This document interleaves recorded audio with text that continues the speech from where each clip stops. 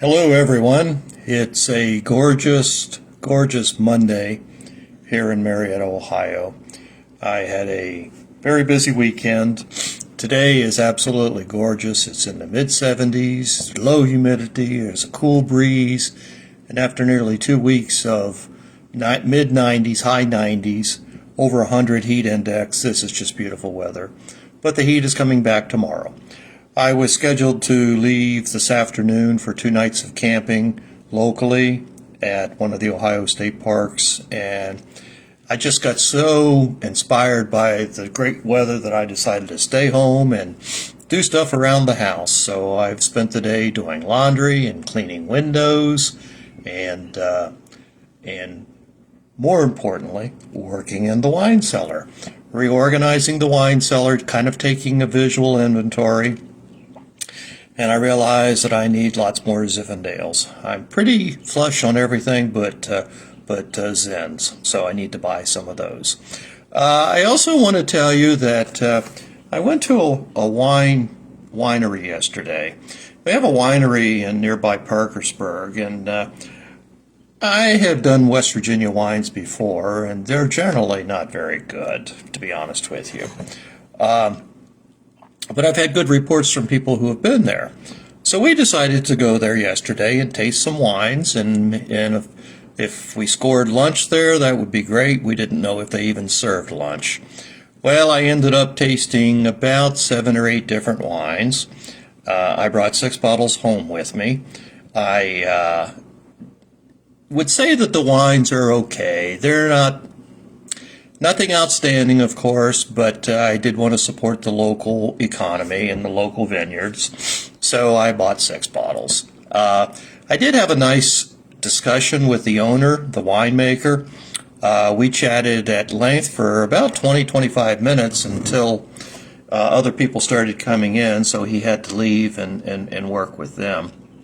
But he gave me some indications of how he does his farming and sustainable, and the history of his winery and the history with West Virginia antiquated laws and things of that nature. So it was an enjoyable afternoon. So now I'm going to do a wine tasting. Before I do the wine tasting, I want to read something to you off the bottle of the wine. I'm going to do a Pinot Grigio, a 2022 Pinot Grigio from Binya Station, B-I-N-Y-A Station in southeastern Australia. But I want to read this. It says, Binya, B-I-N-Y-A, is a farming community in southeastern Australia situated along the Burley Griffin Way. Binya Station is on the fringe of the original pastoral holding of many Italian migrants who settled in Australia in 1945. So, anyway, I'm going to taste this wine and see how it is. I didn't used to be a big Pinot Grigio fan, but I've always been a Sauvignon Blanc fan, not so much Chardonnay, and actually if a Chardonnay is a buttery Chardonnay, I have no interest in that whatsoever. I bought a bottle of Chardonnay yesterday. I toured his winemaking area, and everything is stainless steel. He makes everything in stainless steel vats. He ages in stainless steel casks or whatever you want to call it. He ages it in stainless steel. This particular wine, I'm going to read some stuff on the back, and maybe we'll get the same thing when we taste it.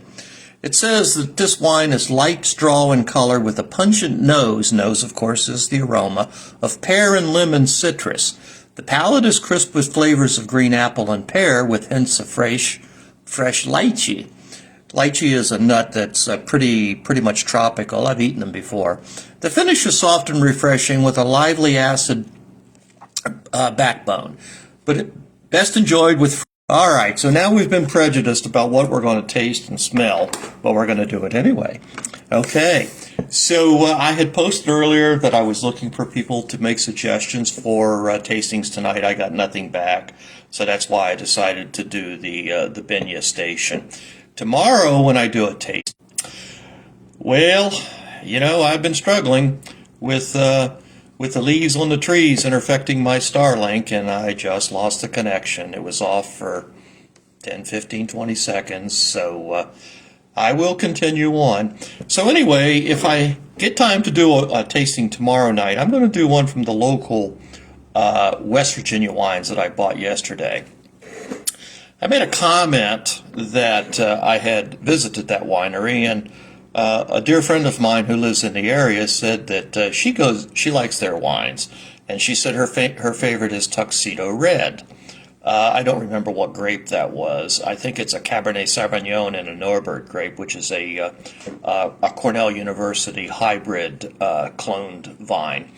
But because Rebecca Phillips said that she likes the Tuxedo Red, I decided that tomorrow, or my next wine tasting, I'm going to do a Tuxedo Red wine tasting. Okay, so we're going to do the Binya station, if I hold the connection, of course, on this Pinot Grigio from 2022.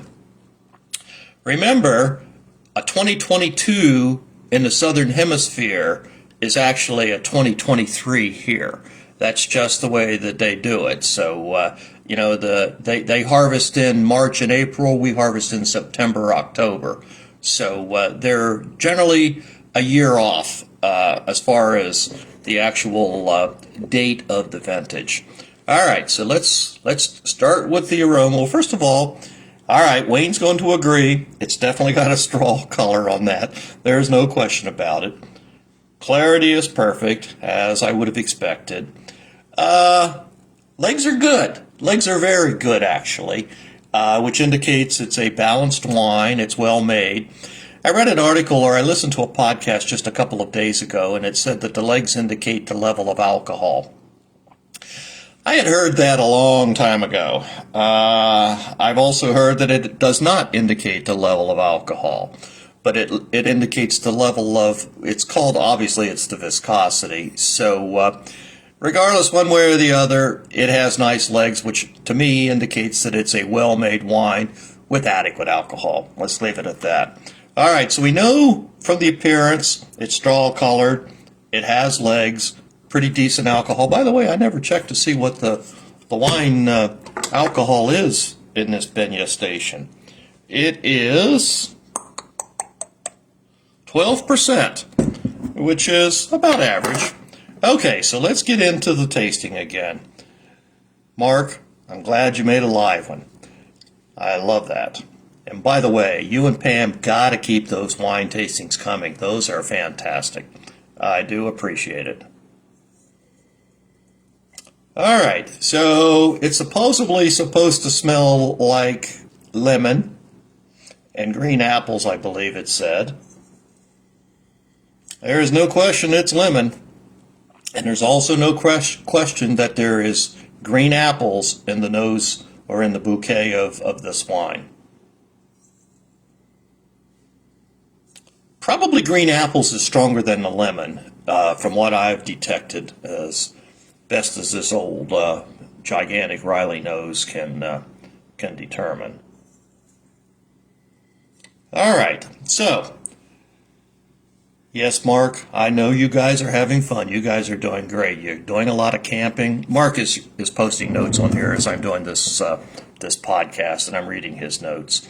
And he and his wife Pam are young at heart. They're young people, relatively speaking. Sorry, Mark. But they're very young at heart. Do a lot of camping, do a lot of exciting things. They're just great folks. I've camped with them a few times. They've done wine tastings. They have invited me down to throw my camper on their property. They're just off of Interstate 77 in North Carolina, in Yadkinville, north of Charlotte. I fully intend on doing that one of these days. If I can ever pin them down in their home for a couple of days, I'll mosey down there. All right, so we got the green apple. We got the lemon. Let's get some tasting here and see what we have.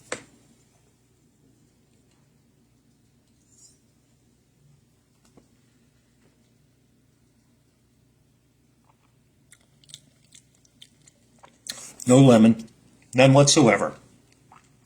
100% green apple.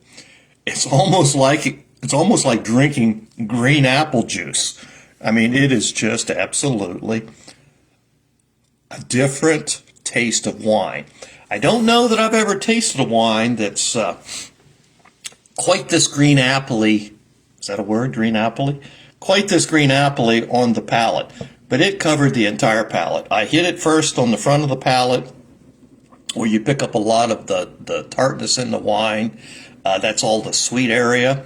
And then toward the back is where you really pick up the sours. So this whole palate was covered with this wine, and it is green apple 100%.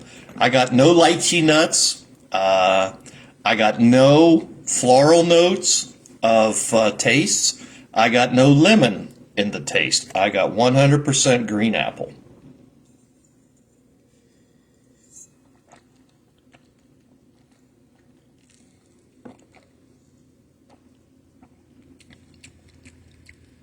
Yep, green apple all the way. A wonderful wine. Wonderful, wonderful wine. The bottle that I read on the back of the bottle a little while ago said that you would pair this with fish or something like that. I would absolutely agree with that. I would do it with fish. I'm going to have chicken tonight, by the way. Chicken on the stone grill outside. So I'm going to eat a salad, a lettuce salad, well, a mixture of lettuce salad, green salad, and chicken, and I'm going to drink this wine, so it should pair quite well. So I'm looking forward to that tonight. One final thing I wanted to talk about, I got a 15 bottle case special order in today. It's mostly, well, not mostly, but it's a mix of red and whites. It's got a lot of Greek wines. It had several South American wines from different places. It had a bottle of my favorite California Pinot Noir in it. I had opened a bottle of that Pinot Noir Friday, I think it was, and Marion just absolutely fell in love with it. She said, I love this. So we ran down to the cellar, and lo and behold, I had 2 or 3 more bottles. And I was very happy to see another bottle today come in. Now, I'm expecting my regular monthly case of 12. I was reading Mark's comment. God did make little green apples. That, if you don't know what he was talking about, that goes back to a late 1960s song by, O.C. Smith? No, I don't remember who sang the song, but it was called Little Green Apples. And I am cracking up because I was about 16 when this song came out, and as a typical 16-year-old boy who likes girls, this song was playing one evening, and we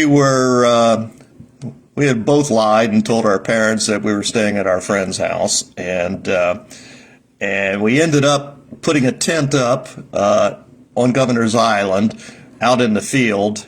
And but anyway, O.C. Smith, I think it was. O.C. Smith's Little Green Apples was playing on the little transistor radio that the kind you hold up to your ear. We were listening to Cousin Brucey on WABC AM from New York City. There was no FM back in those days. So Mark's little comment there, I just cracked up when I saw that God didn't make little green apples, because that's a line in the song. Okay, geez, Mark, I've lost my whole chain of thought here on what I was even talking about. Oh, yeah.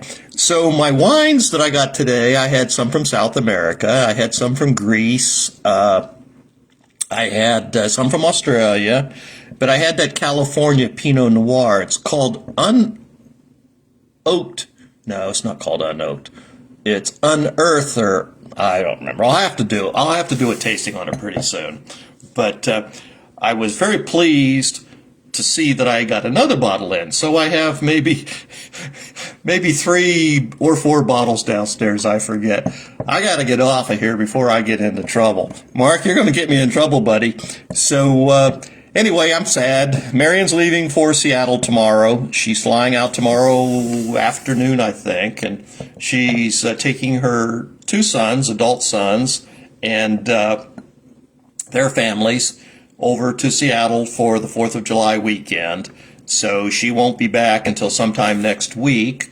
And then the weekend after, I will be in Richmond, Virginia, camping with Michael Beck and some of the other Runaway folks. So we're going to have to try to squeeze some time in during the week next week. So she and I can spend a little bit of time together. We had a great weekend together, by the way. Well, listen, everybody. Mark, thank you so much for popping on here with the commentary comments. They were nothing short of outstanding. Tell Pam I said hi, if you would, please. All right, gang, I will let you go, and I hope you appreciated this wine tasting and you got a little bit out of it. Look for this Binya station at your local supermarket, and it would be available locally, quite a few places, I would suspect. And I will leave it at that, and thank you all for listening. And if you don't happen to subscribe to this and you hear this on my wine YouTube channel, that's okay too. But again, remember, Wayne's World of Wine on Facebook will be my primary platform, and things will be uploaded from there, or videos I should say, will be uploaded from there to the YouTube. I like the Facebook platform because I'm comfortable with it, and I can post pictures, not necessarily just videos, but I can post pictures, and it's easier for other people to post memes on there and jokes and pictures and comments and stuff like that. So it's going to remain my primary platform. Well, listen, everyone take care. I apologize for losing the signal in the middle of this, but you live in the country and you live in the woods. It makes it tough to get any type of a connection. So I'm just happy with my Starlink, because when I don't have an interrupted connection, I'm getting 300 megabits per second versus 2 or 3 megabits per second that I got with the old, what do you call that crap that I had? HughesNet, yeah, that's it. They promised me 25, I averaged 2 to 3, maybe 5 on a good day. All right, everyone, y'all take care, and I will see you the next time. Bye.